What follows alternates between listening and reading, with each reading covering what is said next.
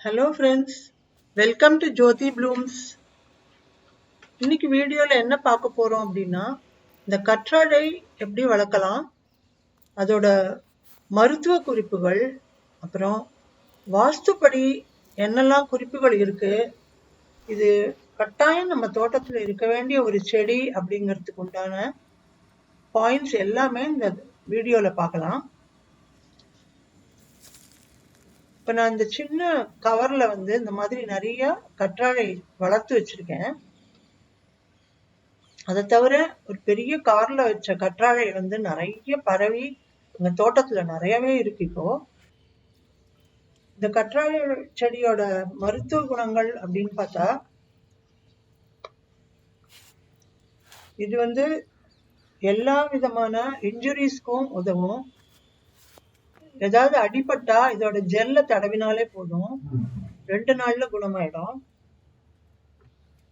இந்த ஜூஸ் உடம்புக்குள்ள மெட்டபாலிசத்துக்கும் குளிர்ச்சிக்கும் ரொம்ப நல்லது.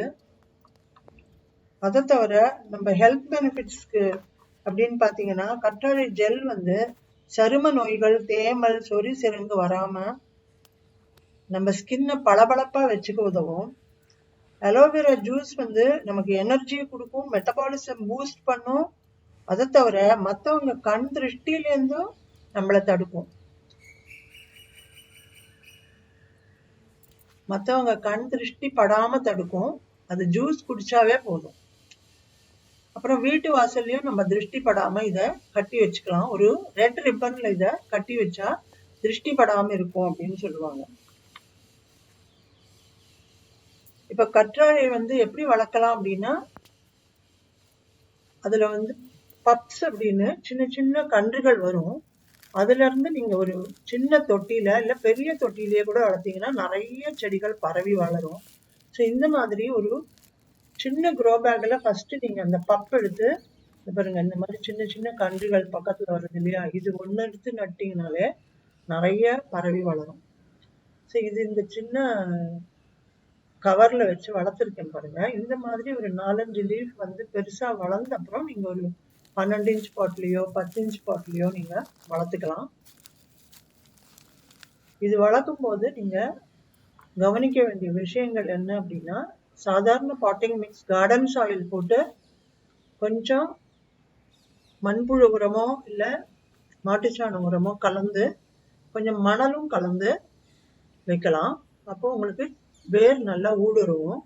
அதுக்கப்புறம் தண்ணி ரொம்ப ஊத்திடக்கூடாது, அது ஒரு விஷயம் ரொம்ப கவனிக்கணும். ரொம்ப தண்ணி ஊற்றிட்டீங்கன்னா சீக்கிரமா அந்த வேர் அழுகி போயிடும்.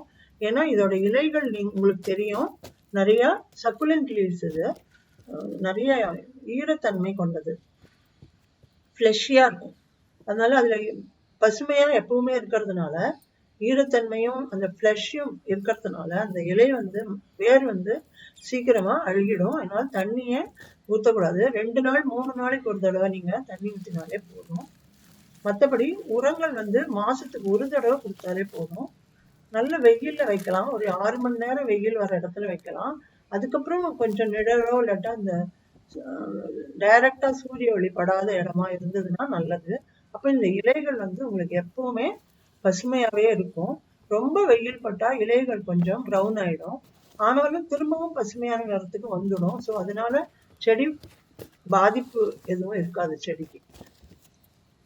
ஸோ இந்த மாதிரி நீங்க உங்க வீட்டுல கற்றாழைய வளர்த்து வச்சுக்கலாம். இது கார்டனுக்கும் ரொம்ப யூஸ்ஃபுல். ஏன்னா இதோட இலைகள்ல நிறைய growth ஹார்மோன்ஸ் இருக்கு. நான் என்னோட சேனல்ல நிறைய வீடியோஸ் போட்டிருக்கேன் இது எப்படி யூஸ் பண்ணணும் அப்படின்னு.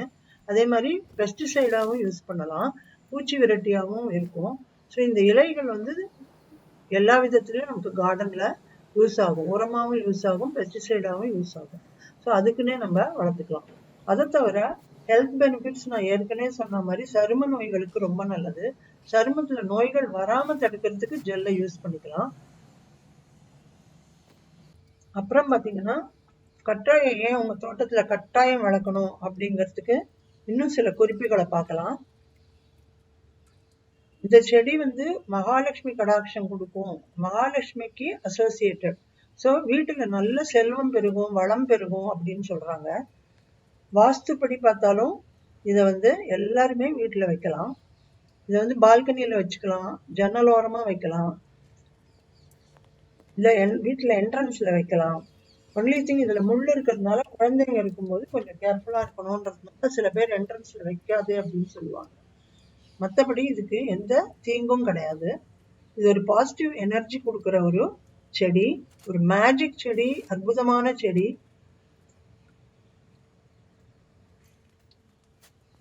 நம்ம வீட்டுல இருக்கிற எல்லாருக்குமே நெகட்டிவ் எனர்ஜியை தூர விரட்டி ஒரு அமைதியான மனநிலையை உருவாக்குற சூழ்நிலையை கொடுக்கும். இதோடைய பச்சை நிறமே வந்து எனர்ஜி, வளர்ச்சி, நல்லிணக்கம், ஃபேமிலி மெம்பர்ஸ்க்கு இருக்கிற ஒற்றுமை, இது எல்லாத்தையும் வளர்க்கறதா இருக்கு. ப்ராஸ்பெரிட்டி அப்படிங்கிற செழிப்பை கொடுக்கும். நம்ம குடும்பத்துல எப்பவுமே சந்தோஷமும் ஒற்றுமையும் செழிப்பும் உண்டாகும். அதனால இந்த செடியை எல்லாருமே வீட்டுல வளர்க்கணும். வீட்டில் வசிப்பவர்களுடைய சக்சஸ், ஹாப்பினஸ், மன அமைதி, சந்தோஷம் எல்லாமே எப்ப கூடும் அப்படின்னா நமக்கு தேவையானவை எல்லாமே நிறைய கிடைக்கும் போதுதான் அந்த மாதிரி ஒரு சக்சஸ், ஹாப்பினஸ், பணம் எல்லாத்தையுமே ஈர்த்து கொடுக்கற கூடிய செடி வந்து இந்த கற்றாழை.